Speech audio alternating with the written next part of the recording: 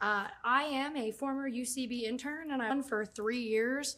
So when it comes to improv, I always like trying to figure out what in a movie is like people have a really big relationship with or they don't. So I want to know, what was your guys' relationship with improv prior to this? Well, I never did Upright Citizens Brigade. I mean, that's like very impressive. I auditioned for the Groundlings and did that for a second, and then a little bit of Second City in Chicago. But and drama school, but I only did so much that I was like, oh, wow, this is hard and amazing and an incredible technique. And I think the thing that was most revelatory for me, because like when you watch an improv show, you're like, oh my God, literally every single person is a genius.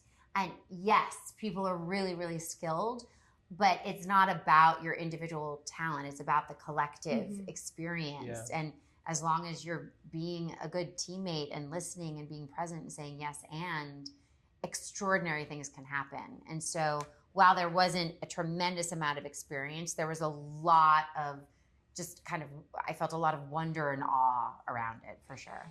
I did a little bit of improvisation at school, although not that much because it was a theatrical training where you're obviously the script is like the Bible. But like I did a small part in a show that's Joe Swanberg, who does these like mumblecore kind of, he's famous for doing like, he gives you like the scene outline before you go into a scene and then you kind of riff around it, and that's how, and then he cuts all of that together to create the show.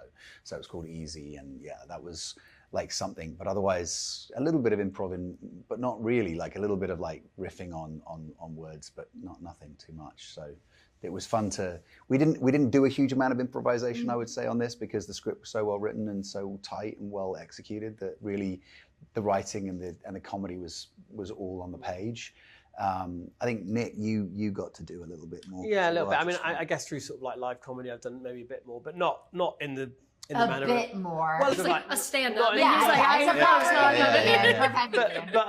But you know, I've never really done the kind of the improv games. I've done a bit more kind of long-form improv for telly. There's a brilliant actor comedian called Julia Davis in the UK and we've worked together quite a lot, and we've done stuff together where it's purely improv, but it's quite long-form and quite sprawling, really fun and freeing. But yeah, the people who can like really think on their feet, like, you know, whose line is it anyway? People and stuff. I mean, that's something else, isn't it? So. Well, and I wanted to ask you guys, as Nick, Bryce, and Orlando, if you were given, you know, you're all actors, but if someone was like, hey, we need you to come and be undercover and we need you to do this thing, is that something that you guys think you could do as actors, or would you just blow it within moments? I'd like to think that I could do it, but I don't think I would be very good at it. It would definitely depend on the circumstance. Like, have you ever heard of something called mock trial? Yeah. I was really into mock trial. What's mock trial? Mock trial is basically it's like an offshoot of debate where it's basically you're putting on like a trial. Oh wow! And it becomes like a whole thing. People can compete. I was a very strong witness. I was always a witness that would be like, oh, and then he this, that, or the other, and people in the class would be like, why is she really crying? We know this is pretend. Is that the same thing? Werewolves is kind of similar. But I think if it was like a real situation and there was real peril and all of that, just nope. Well, for our last thing I want to ask you, you know, you could. I don't know. He's done stuff like that. He's done that. I did reclaim my stolen watches by wiring myself at one point, finding the guy that took them and saying I wanted them back. I don't know if I was deep undercover though. You got it. It's fine. You did it. Like you've done it.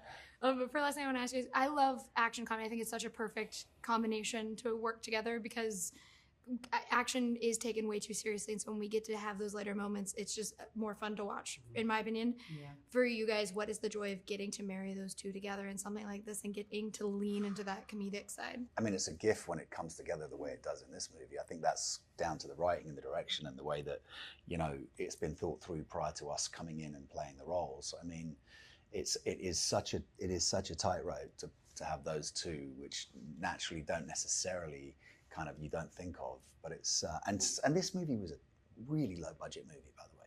Like Amazon bought it and it'll be out on June 12th, so watch it. But it's like it was like a shoestring budget and we were like running and gunning. So the fact that we got all of the action comedy to work, I think is a bit of a miracle, lightning in a bottle.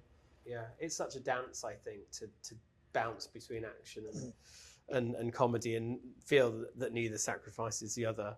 And this film does it because it's so tight and well paced, I think. And I think what you said is spot on. It's the thing about action is, for me, action becomes boring when you lose the human story. When you're not quite sure what you're rooting for, it's just a lot of spectacle. And so if you fall in love with the characters at the center of that action, and you know that their worldview is one where they're seeing things through a lens of comedy, it just elevates everything. It's honestly is what I love so much about watching Chris Pratt as an actor. Anything. And like Bruce Willis, like he brings Mel Gibson. So much levity, like a lot of levity, and those are my favorite kinds of movies. Harrison Ford. I rewatched all the Indiana Jones films. You just think about Harrison Ford, how funny that performance is in those first 3 films in particular. It's just so comedic.